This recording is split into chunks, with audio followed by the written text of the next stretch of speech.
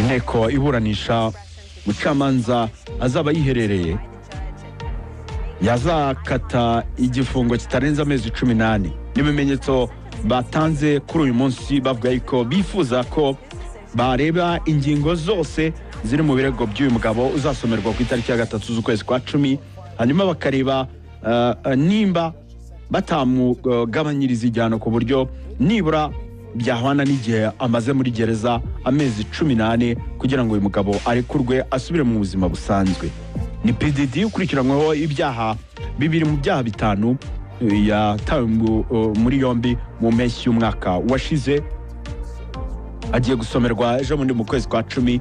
Abamwunganira mu mategeko bongeye kuvuga yuko batakambira urukiko kugira ngo ubwo bazaba biherereye, ubwo bazaba bakora igenzura, ubwo bazaba bagiye guca urubanza, bagiye gufata umwanzuro, bazarebe ku ngingo zitandukanye bagaragaje mu byo bahaye nyine urukiko, bavuga yuko bifuza ko nibura atazafungwa igihe kirenze umwaka umwe n'amezi 2, kuko ari nacyo gihe nyine kizaba gihura n'igihe yafungiwe kugira ngo barebe nimba yafungurwa.